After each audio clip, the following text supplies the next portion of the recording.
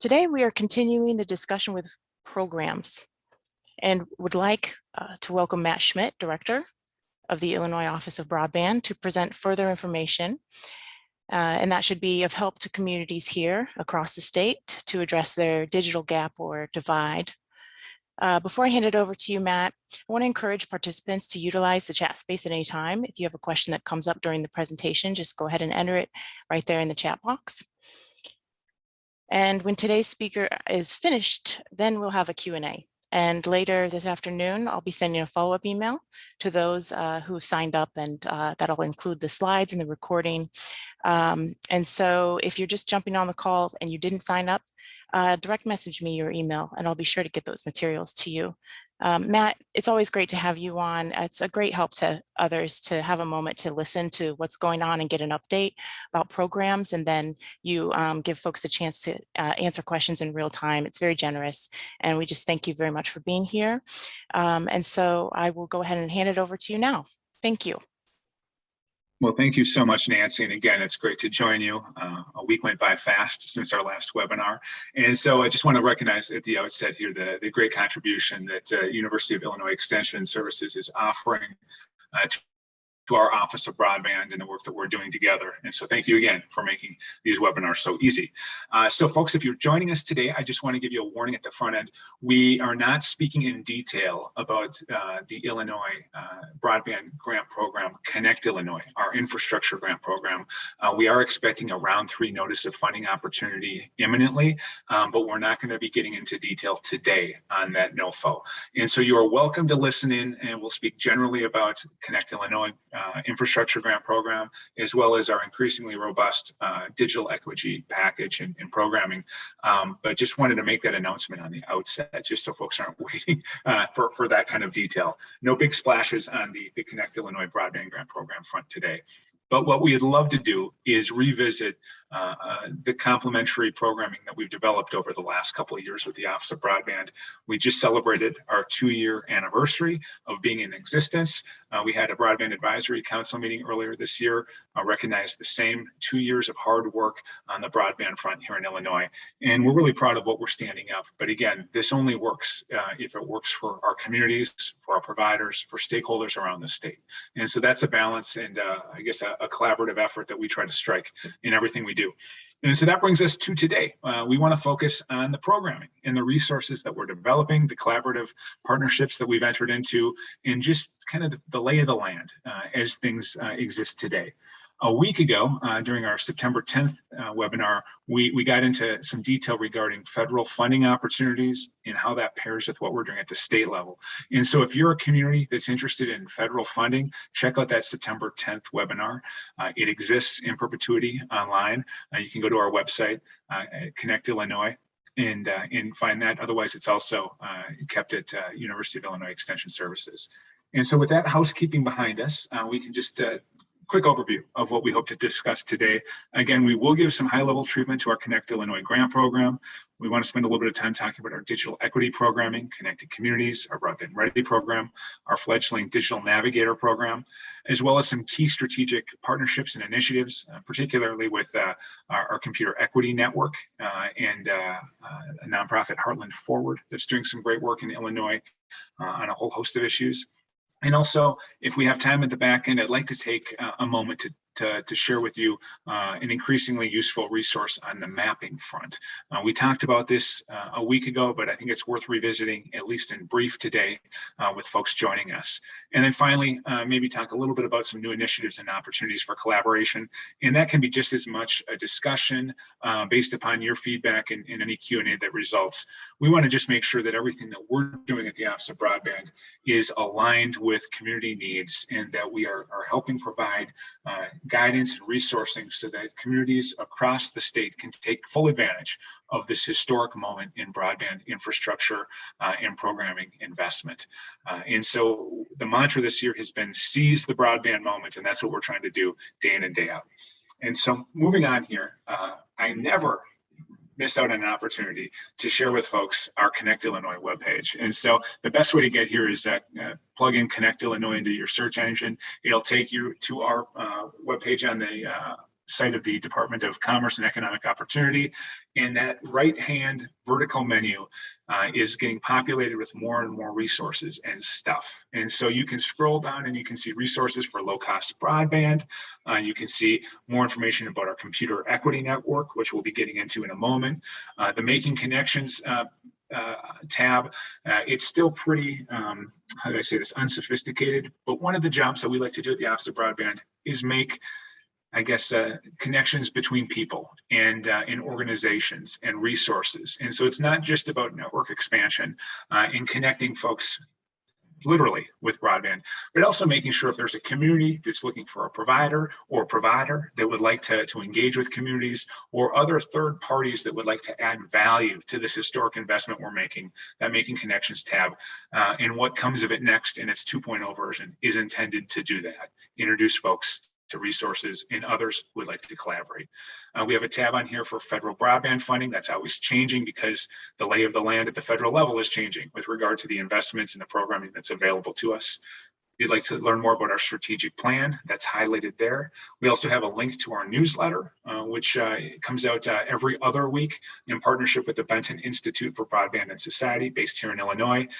Great resource for bringing to life the work we're doing and pointing folks in a direction of timely, I guess, news and updates. You scroll down, you'll see more about maps and data. On the back end of today's conversation, we can get into those details a little bit.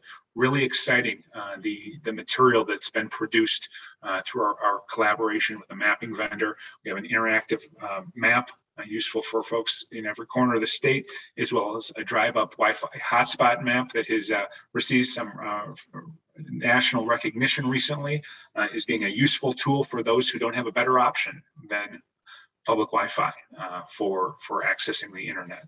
And then also we have some additional information regarding our 2,100 mile institutional fiber network, our Illinois Century network connecting schools and college campuses throughout the state. So if you scroll down here, you'll get more information regarding our digital equity grants and our broadband infrastructure grants. I'm not going to go through each one of those tabs, but just take a look at that. And much of the material that we'll be discussing here over the course of the next hour or so will harken back to the information that is found readily on our website.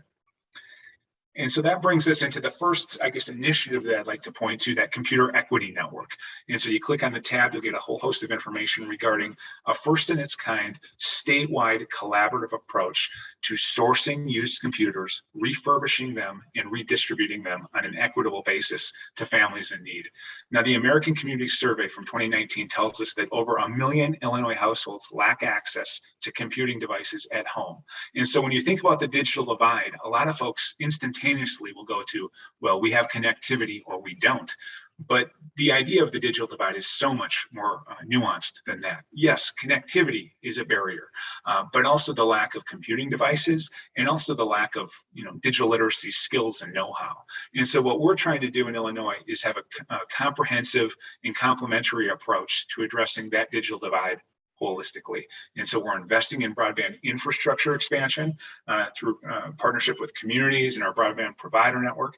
We're also investing in computer refurbishing, sourcing and recycling and redistribution through our computer equity network. And so really, this is a great undertaking that I would encourage folks at the community level to learn more about and really lean into the idea of partnering with us to source used computers or host an event in your neighborhood for families in need.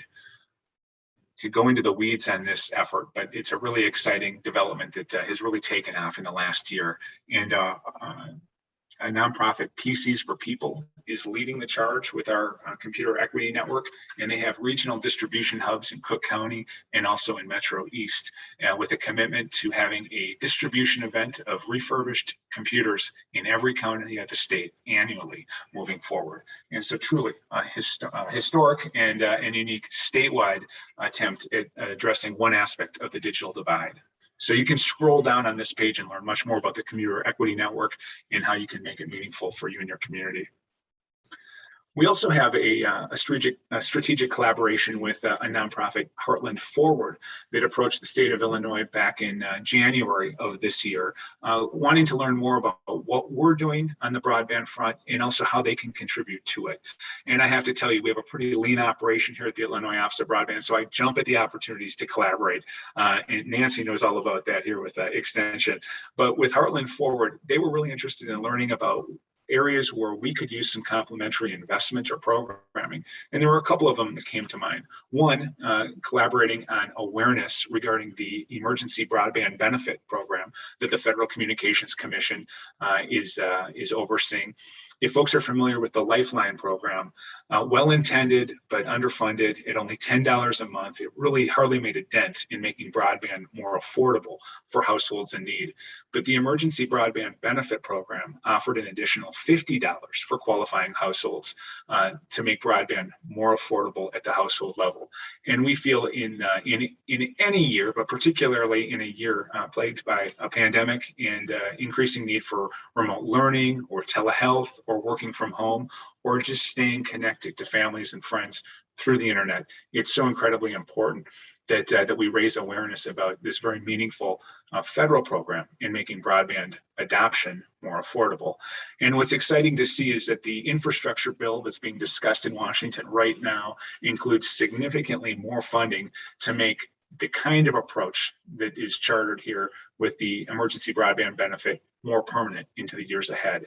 And so our keen hope is that this is an area of investment that the federal government is willing to make and sustain, and that at the state level, we're able to contribute to it, help stand up programming, raise awareness, and get folks in our provider community to take full advantage of this. And so we really thank our delegation in Washington and other policymakers for raising the specter of this need and investing accordingly. And so again, Heartland Forward helping us raise awareness around the emergency broadband benefit. In addition to that, they recently announced another initiative that I'm really excited about, the Illinois Connection Corps. There are 4 individuals placed in regions around the state, helping local communities take stock of the opportunities available to them and also take meaningful next steps in the advancement of access or infrastructure expansion, maybe integrating programming such as the emergency broadband benefit, and also thinking about how a community can best use the internet that it has and position itself to compete in the 21st century. So that boots on the ground kind of approach, it's similar to the AmeriCorps program or Vista, if you're familiar with that. 4 individuals working in Illinois right now. We hope that this is an approach that we can double down on and see more of that. Because with the great need that we see in closing the digital divide, I think there's tremendous opportunity for investing in human capital, whether it's for making advances in access or adoption, raising awareness about programming or resources, or also focusing on digital literacy and skills. There's so much work that can be done in closing the digital divide. Investing in people really makes a lot of sense, at least from my perspective. And so we thank our strategic collaborator, Heartland Forward, and their initiative, Connecting the Heartland. So that brings us into some of our more formal programming that is mostly in-house at the Illinois Office of Broadband. Referenced a couple times this nation-leading Connect Illinois Broadband Grant Program. Thanks to Governor Pritzker and the General Assembly back in 2019, a historic investment was made in broadband infrastructure. At the time, the $420 million devoted to Connect Illinois, with $20 million going to our our Illinois Century Network for middle mile connectivity among our education institutions, and also the remaining $400 million going to a matching grant program to help our communities, our broadband providers, our cooperatives, and other collaborations formed in the pursuit of broadband network expansion tap into resources to get the job done.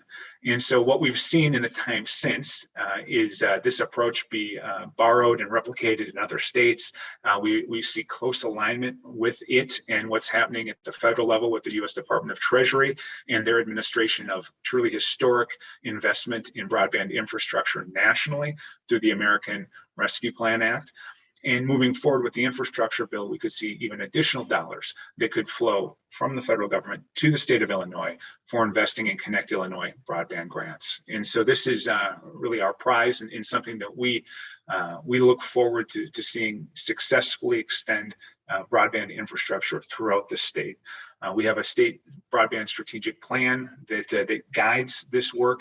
I'll just say this: our goals with our infrastructure investment to make sure that homes, businesses, community anchor institutions in every corner of the state have access to cutting edge 21st century technology that's fully scalable, that meets the needs not only of today, but also in the years and decades ahead. And so that's our infrastructure grant program. I can say a little bit more about that in the next slide. Quickly, I'll overview our digital equity programming, both collaboration and the programming, our Illinois Connected Communities program, our Broadband Ready program, our Connect Illinois Computer Equity Network, which I just spoke to, and then our collaboration with Heartland Forward, again, which I just spoke to. So getting into a little bit more detail, I'll say this about our round 3 notice of funding opportunity for the Connect Illinois grant program. That announcement is imminent.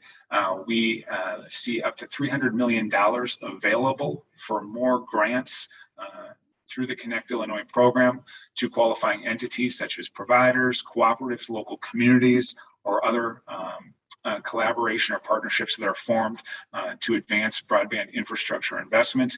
We have up to $10 million available for each application, which is more than, well, it is doubling what was previously available. We had a $5 million cap in round 1 and round 2. Moving in round 3, we see a $10 million cap. And then we have the categories of access, innovation, and urban broadband that will guide our investment around the state. One thing that's changing moving forward is our application deadline is going to be rolling.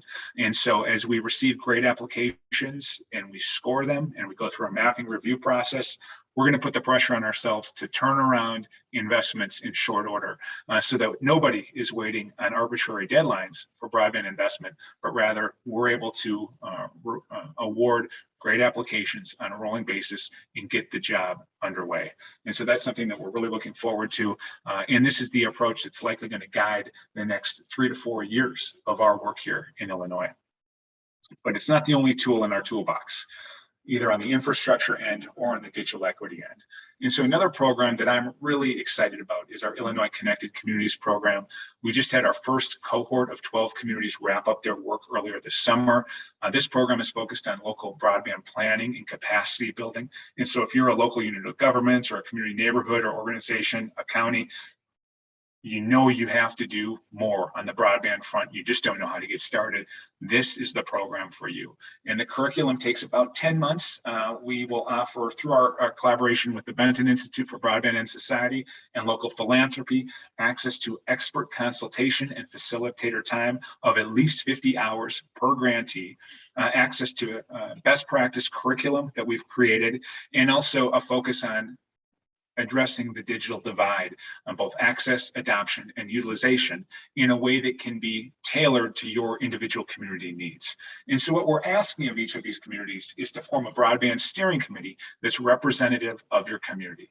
We don't want just a couple of voices or perspectives in their office thinking about this. Rather, we want to hear the perspectives, the voices from the community writ large. And so that means your libraries, your local planners, your business community, your schools, healthcare, many others that can contribute to thinking of a holistic approach to broadband investment and expansion in your community. And so through our Connected Communities program, a modest grant of up to $15,000 is available per community to help you kickstart your efforts. And one of the things that we really stress is we want to make introductions to other resources, whether it's for capital investment or for adoption assistance or for utilization and digital literacy. We want to help our communities not only put forward a broadband vision specific to their community and their community's needs, but also find what we call on-ramps or off-ramps to what's next. And so this 10 months or so engagement is really action-oriented, and the hope is that it begins a dialogue, not only of creating a vision for a community, but for making that vision a reality. And so with all of that said, I can say, folks, stay tuned. We expect to have a round 3 notice of funding opportunity posted in the months ahead. but our round 2 cohort is just getting started right now. And so it really is a capacity issue for us on balancing one round of funding versus another, one cohort of communities with another. But we also recognize the need at the community level. A lot of communities are really interested in learning more on how they can make best use of these historic resources that are available to them. And with that said, there is an opportunity, or at least the potential for us to have some very targeted dialogue, resourcing, and programming available for communities that specifically want to think about how to use their federal ARPA dollars, maybe the local fiscal recovery funds that are available to them, or whatever might come of the infrastructure funding. We want to be able to provide support to communities that are focused specifically on those federal dollars and their own needs for making infrastructure investments. So keep an eye out for the arrival of another program on the scene. We're just not ready to announce it yet. But the Connected Communities program is certainly something for communities that are interested in that holistic approach to community engagement, capacity building, and planning. And so this is just a quick overview of rounds 1 and rounds 2, our 2 cohorts. You can see them listed here at the bottom. Great cross section of schools, community organizations, local governments, county level organizations, or economic development groups. Again, this is the kind of effort that we think really creates fertile ground for our communities in partnership with our providers to take full advantage of the state and federal investment in broadband. And so I can't say enough about how important this sort of work is. Again, stay tuned for the round 3 notice of funding opportunity, and stay tuned for perhaps something new on the street. So that brings us to another program we have. Taking a step back or zooming out on your map, our Broadband Ready program is really focused on regional engagement. And so READY, it stands for Regional Engagement for Adoption and Digital Equity. Really what we're trying to accomplish here is to engage stakeholders at that regional level to gain a fuller understanding of where we're at on the access front, adoption and affordability, and also use and best practices. We have an Office of Broadband with a couple of locations in Chicago and Springfield. We have collaborators around the state. We work very closely with higher education and others, but it's really important for us to hear voices at the community and regional level that might not otherwise have a channel for thinking about or planning about with us on broadband. And so for that reason, and many others, we stood up the READY program. Our round 1 cohort is wrapping up their work this fall. The Northern State Line region, the East Central region, the Southeast region, and the Southern region have all been active on this front, doing some region-specific access expansion projects, whether it's public computing centers or public Wi-Fi or a hotspot or a laptop loaner program, investments in digital equity and digital literacy. There's some great stuff happening among those 4 regions.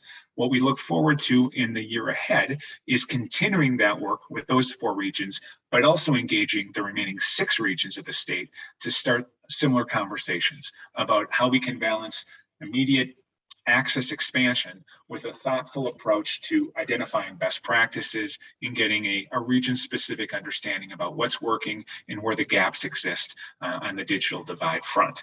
And so what we ask of our broadband regions, that are our READY regions that work with us, is that in addition to accepting a $50,000 grant, that they work to recruit a community or a regional representative planning team that brings a lot of the same kind of voices that would apply to the Connected Communities program to the table. We want to hear from higher education. We want to hear from regional planners. We want to hear from libraries, schools, hospitals, economic development folks, people in the business community, and other community stakeholders and organizations. I'm sure I've missed several, but the point is we want that diverse group of voices at the table thinking about how we as a region can better understand our strengths and weaknesses on the digital divide, and also how we can take advantage of an increasingly robust offering of state and federal programming and resources. And so this is a notice of funding opportunity for round 2 that is posted through October 3rd. And so if you are an entity operating at the regional level and you'd like to learn more about the Broadband Ready program, please reach out to us. You can email me at broadband@illinois.gov. We'd be happy to answer any questions that you might have about the Ready program.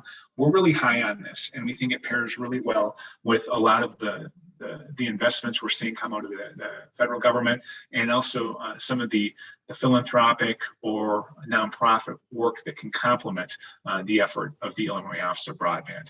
And so we really hope to hear from entities that operate at that regional level that can do the kind of convening, the kind of data work, the kind of access expansion and pilot programming that we're looking for.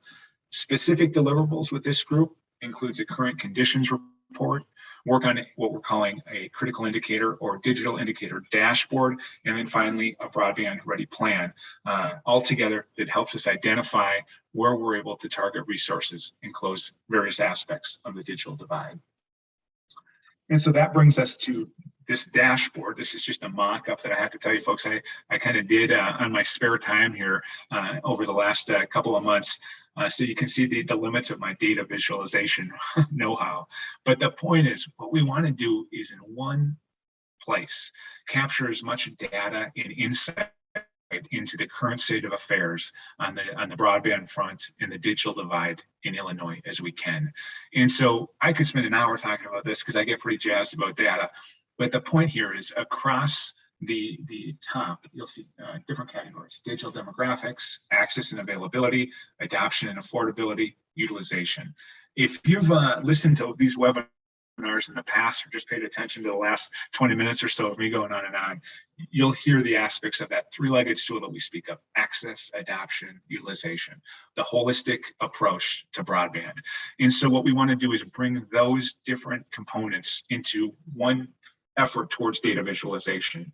And so this is our statewide snapshot. Through our Ready program, we hope to have one of these or something that looks like this, that operates like this in every region of our state, so that we have some region-specific data that can feed into state aggregated data on the homework gap, so the number of households with school-age kids that lack broadband, the senior gap, likewise with seniors and their lack of broadband at home, and also digital distress, a lack of computing devices or internet at home. And so you can see the percentage of households for each of those different gaps. Not insignificant. And this is at the statewide level. There are regions of the state where those numbers are dramatically higher. And so digital demographics. What this dashboard will allow you to do is click on any one of those maps. It'll take you to additional resources available, whether it's at the state level, the regional level, or the county level, regarding that aspect of the digital divide.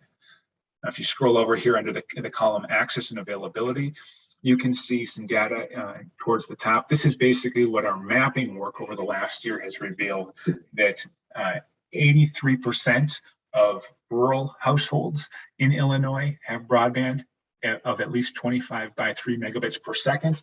That number in statewide terms, 93, almost 94%.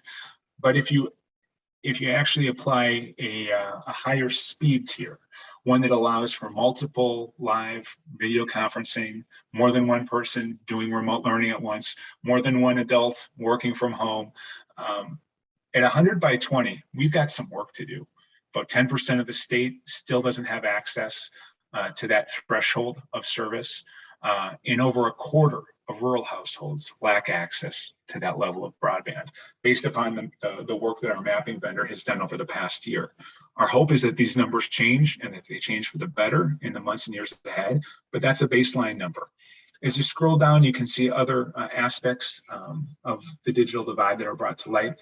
This is a common sense media approach to capturing connectivity and the share of Illinoisans that are connected with a device, that are fully disconnected, that are internet insufficient, or that are merely device deficient. And so the point here is we're trying to keep track of these different aspects, both at the regional and statewide level. Scrolling down here, you can see over 300,000 Illinois households lack access at that 25 by 3 level. Other data sets suggest that that number is considerably higher. My sense is that the truth probably lies somewhere in between. on adoption and affordability. American Community Survey data tells us what kind of technology is being used for broadband access, whether it's cellular service or wireline service or satellite service. We also have some information and insight into devices at home. 92% of Illinois households with at least one device at home. Scrolling down here, you can see how this breaks out with different kinds of devices. And so there are different data sets. The data isn't always consistent from one data set to the next, but the idea is at the regional level, at the statewide level, we're getting a good understanding of the current conditions, the baseline. Now, our hope is that through investment, we're going to see program impact on network expansion, on public Wi-Fi availability, on computers in the households of eligible Illinoisans, and another program that we haven't spent much time on, our Digital Navigator program. And what we're hoping to accomplish with our Digital Navigator program is establishing community or organizational capacity to help community members navigate the world of broadband. And whether it's finding the provider that's available in your area, understanding more about the emergency broadband benefit or other affordability programs, learning how to improve your digital literacy skills, maybe through some locally based digital literacy programming, or how you might be able to take advantage of our computer equity network and get a fully refurbished computer at your home. Those are just a few examples of the sorts of things that we'd like to do with the Digital Navigator program. Essentially, it's an extension of what a modern librarian is today, with patrons coming in using the Public Computing Center, but having questions about how to turn the computer on, how to navigate the internet, maybe how to apply for benefits or seek jobs or just connect. And so we want to establish that layer of capacity around the state, and not simply rely upon folks emailing the Office of Broadband or trying to catch me on my cell phone. The idea is that we want to have this resource embedded in our communities around the state.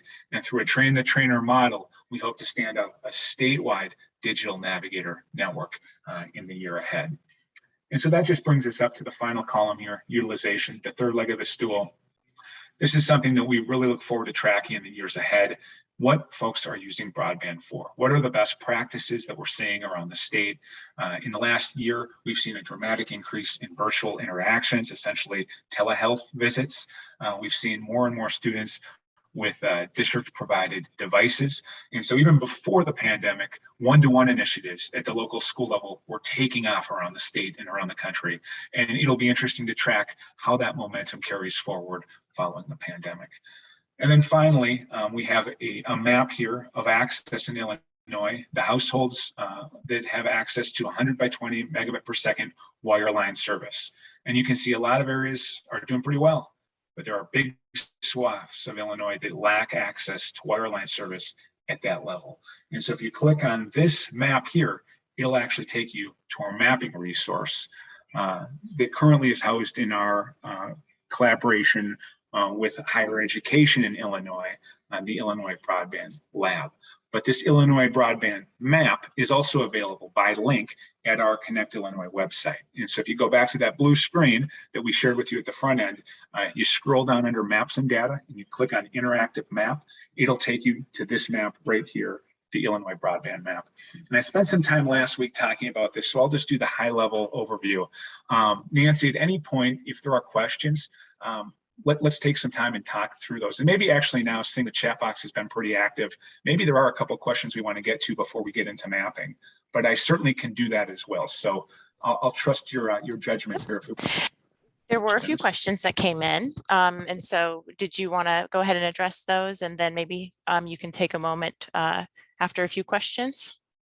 Yeah, I think it might be good to talk about some questions that relate to the content that we've covered so far. Sounds good. We just had one question when you were going over the Ready program slides. And so the third deliverable for that, if you could remind everyone that third deliverable, maybe you could just touch on all three quickly, and if it's quick to let people know. But I think maybe there was just not maybe there was clarity on the third deliverable there. Sure. Yeah, I went over some of this fairly quickly, but the point is what we're doing with our Ready program is there is a grant that is available for eligible entity at the regional level to work with representative sampling of community and regional members, but also to invest in broadband access expansion, whether it's through a public computing center, public Wi-Fi in the area, maybe it's a hotspot or a computer loaner program, or investment in digital literacy and kind of skills building. That's one aspect of the Ready program. But in addition to that, we'd like, and we will, work with each of our Ready grantees to put forward essentially what we're calling a broadband Ready report. And so what that consists of is a current conditions, summary of, what's the state of affairs right now on access, adoption, and utilization? What are the best practices that we can point to? What stands out at the regional level in terms of the digital divide? And then we have the work on the broadband dashboard that we spoke to at length here just a moment ago, in either contributing to one of those at the regional level, or of taking a crack and doing something completely unique in terms of data visualization for your respective region.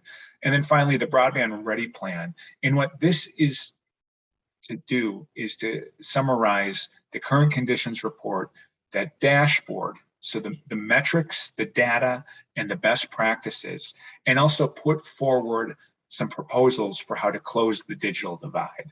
And so we don't want to scare anybody off with these very tangible deliverables, but the idea is after a year or so of working with us on understanding all the resources that are available, whether it's mapping or census data, or other inputs to understanding the digital divide in your region and in your communities, we want to be able to put together some semblance of an action plan for how to integrate resources to address those gaps. And so that's what it boils down to.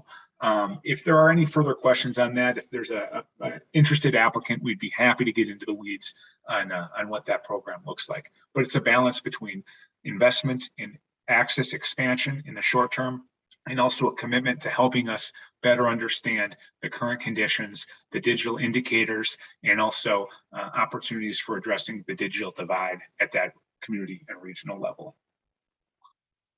And I'll just say, rest assured, we have templates that folks can use to build off of. And I think for the round 2 Ready cohort, they'll benefit from the process that we've established with the round 1 cohort. Any other questions on programming or material we've covered?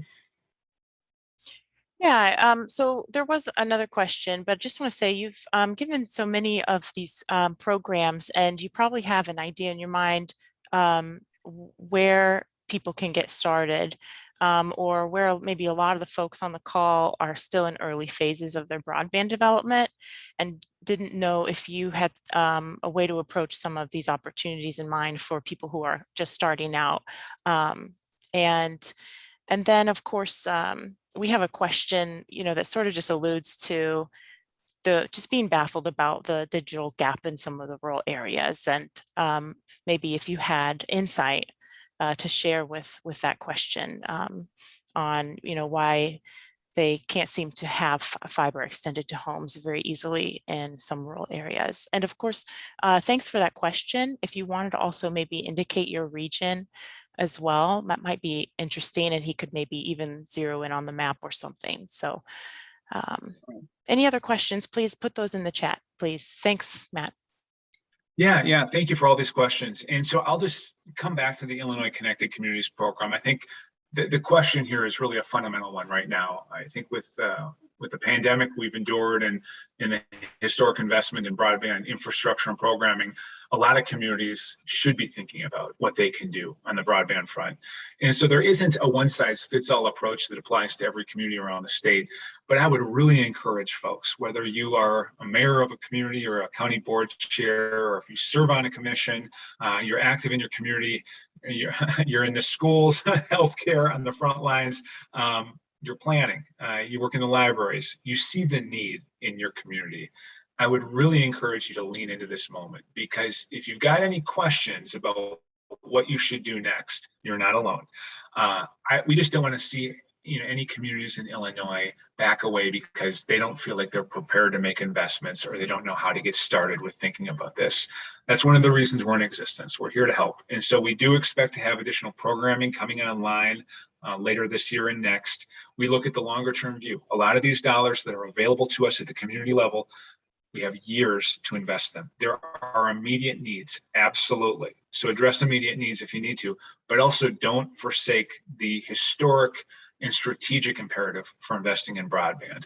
And so to that end, the sorts of things that can be done in the short term at a community level, engaging your provider community and getting to know where they are, what their plans are, just so that dialogue is not,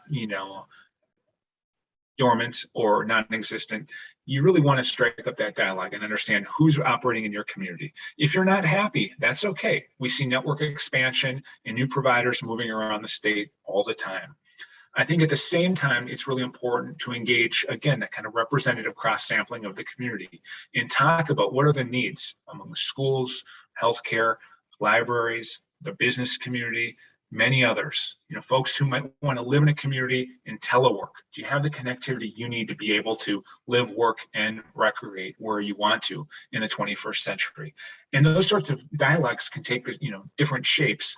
We've put forward a couple ideas through our Connected Communities program and through our READY program, but that can happen organically at the local level. But we're certainly here to help talk through how to get that conversation started. And then I think you put forward a vision, where you are, where you want to go. How do you position your community to be competitive in the 21st century, knowing full well that the resources the state and the federal government are investing through our tax dollars into broadband probably never will happen again. This is a historic opportunity. And so our hope is that we solve the challenge. We close the digital divide, and that broadband infrastructure investment is not something that we're having to talk about in 10 years from now. We've solved the problem. This is a solvable problem. But in order to do that, we really need folks at the local level leaning into this. And so I would just say, keep an eye out for what's next from our program, whether it's Connected Communities or other resources.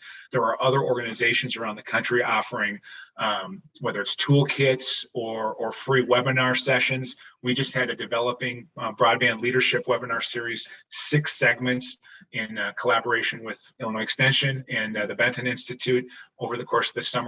All of that material is available online. It's a great way to just get the conversation started. And again, never hesitate to reach out to the Office of Broadband, broadband@illinois.gov. We're only going to be successful if our communities and our providers are successful. And so we really want to forge strong working relationships with you.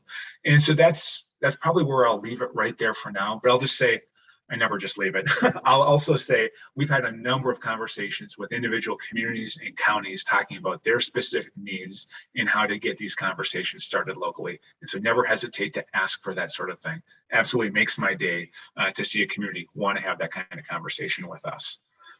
And so the next question, hopefully I did justice to that one, at least for now, really ties to, I think, the maps that we're looking at. And I'll just point to this one right here. Much of rural Illinois lacking wireline investment. And so just to be fair, this map that you see here at the right only takes into account wireline service. There's also fixed wireless service. Many folks will get their broadband or their connectivity through their mobile carriers, through their phones. There's also satellite service. And we welcome investment in all of those technologies in Illinois. It's really important.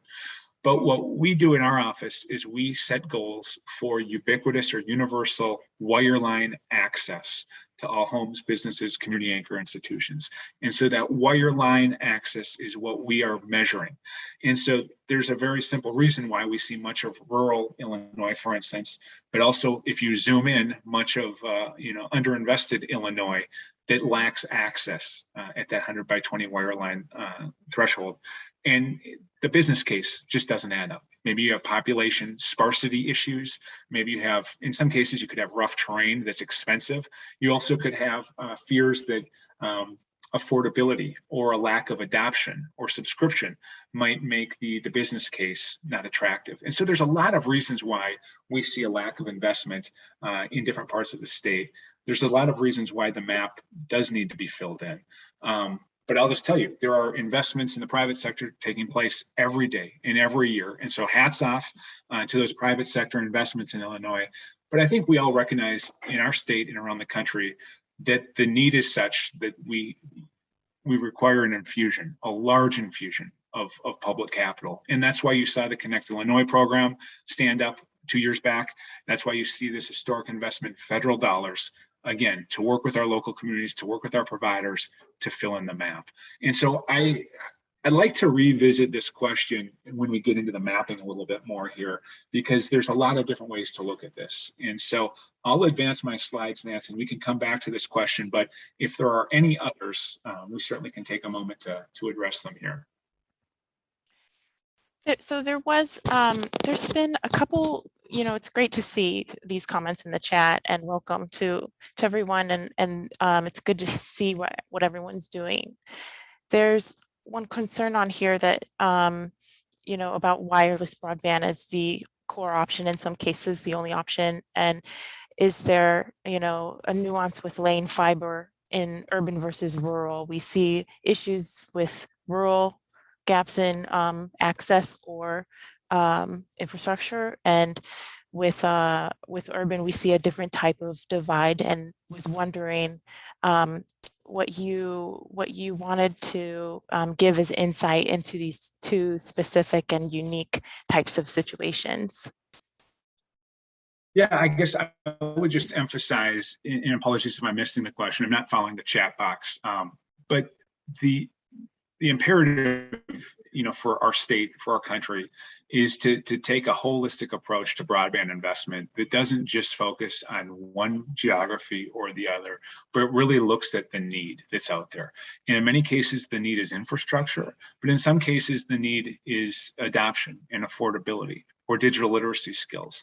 And so when we talk about investment and we talk about, I always hesitate to leave the conversation at infrastructure only, because there's so many different elements to this. But even the infrastructure question is a statewide question.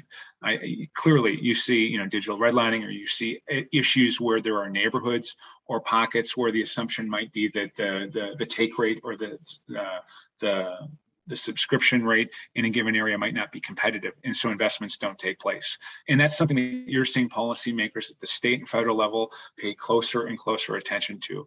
And so when I look at the need that's out there, I look at the map to inform us of one data set and what it's telling us.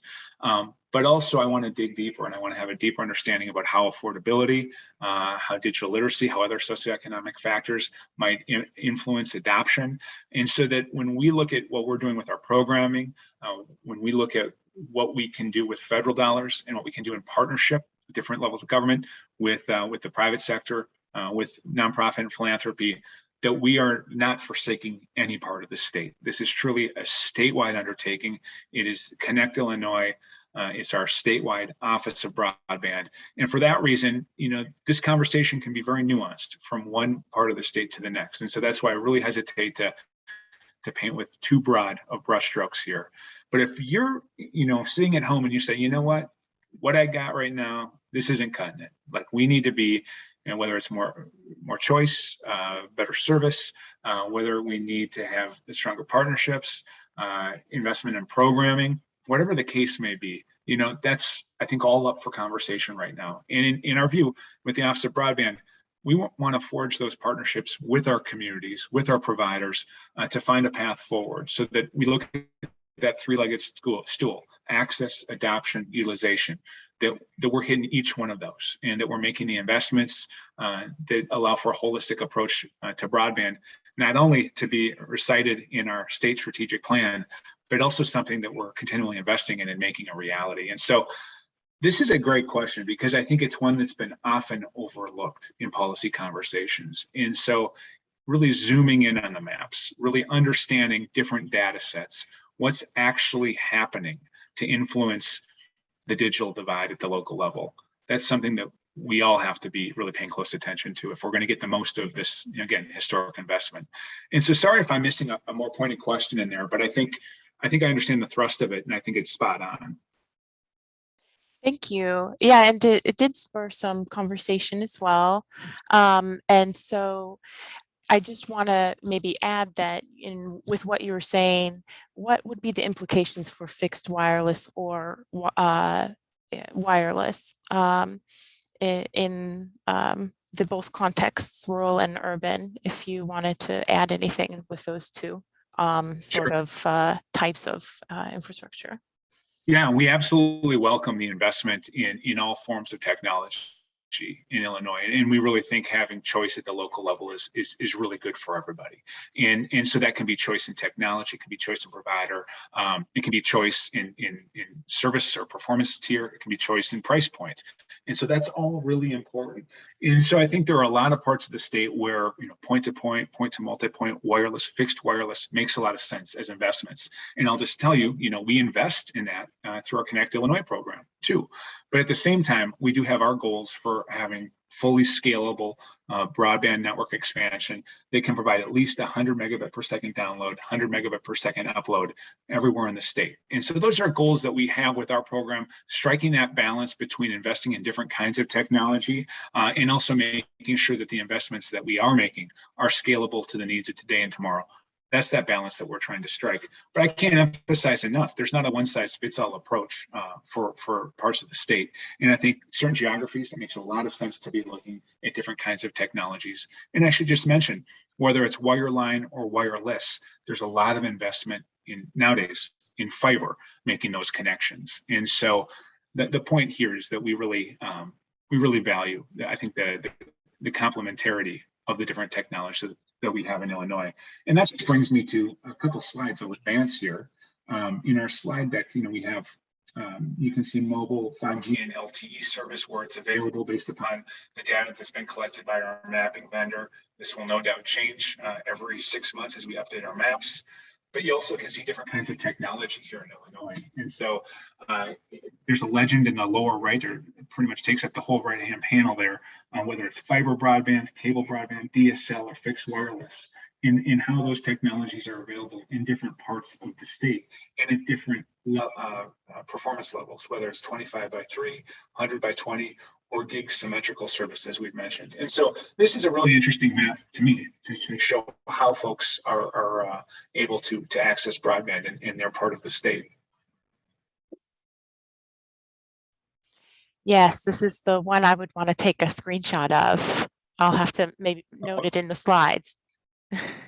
Yeah, so we did have a foundational question that did come up. If you wanted to just revisit that with everybody, the definition of access, adoption, utilization, your three-legged stool. Sure.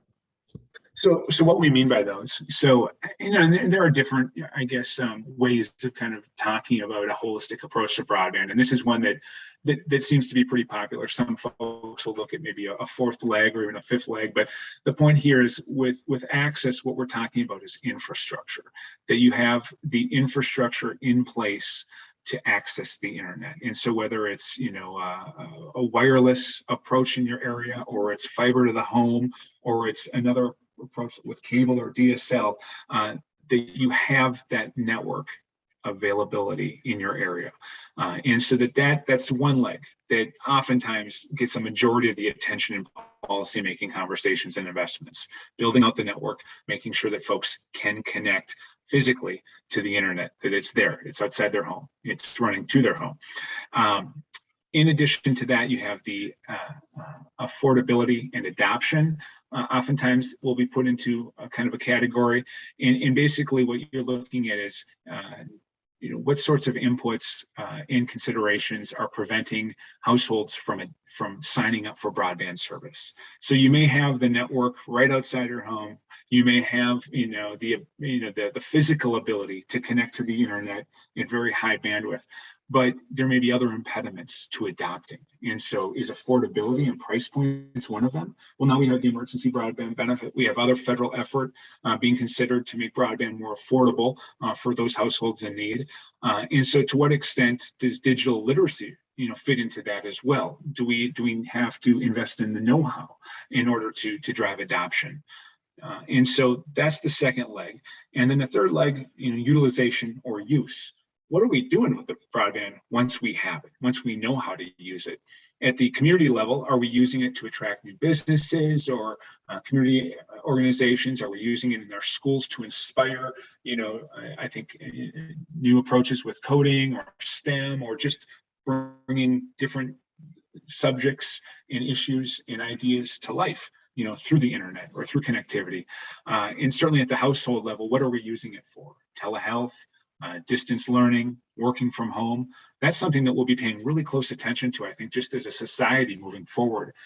To what extent are we going to have a different balance between in-office work versus at-home work? And to what extent does internet access contribute to that new balance? And to what extent does it create new barriers or different aspects of the digital divide? And so again, those three legs of the stool, just quickly: access, adoption, use. We have a comment here about the high capacity in Chicago area. And do you see, I don't know too much in depth about the grantees so far in that area, but do you see what sort of district-wide efforts are going on over there right now? Because we have a question about access to the larger infrastructure here. And so I think that might be interesting, but I don't know much about that area. If you know of any district-wide initiatives going on for broadband development. Yeah, I'll just say that, and I can't speak, expertly about what's going on, but I know that Chicago Connected received a lot of accolades for the response to the pandemic and the need for connectivity and devices in the hands of students at home trying to learn. We're in conversation with the city, with the county. I think, I can't speak for them, but what I hear and what I see is a keen interest in this issue. And I think it's just a matter of, how you take meaningful next steps. And so I'll just emphasize that those sorts of conversations are taking place in communities, cities, and counties around the state.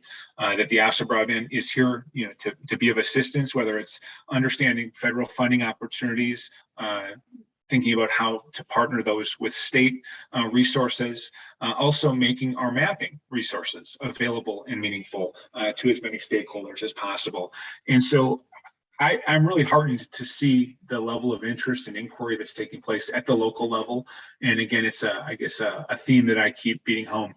This is the time to lean into those conversations. And whether you're, a large city or a smaller village or whatever in between, there are resources out there available for you. There are partnerships that can be struck. There are a couple of great examples of whether they were connected communities that went through our programming for the last year and that applied for Connect Illinois grant programming funding to promote infrastructure expansion, or just communities that started their own conversation on their own and have found paths forward using, public, private, or local dollars. And so there's just, I think, a lot of promise out there in terms of the resources and the programming that increasingly is coming online. And then also over time, more and more examples of the kind of collaboration that has worked to get the job done. And so I'll stop there, but I know that there are a lot of folks thinking about this, and I just encourage more to continue to think about it too. Thank you. That's very helpful. I don't want to forget that there was a question early on that came and then repeated later, and you'd said you wanted to wait to go over the second round of Connect Illinois information, or maybe it was the Connect Illinois third round, actually. There is a question about when the grantees will be announced, as Sure. well as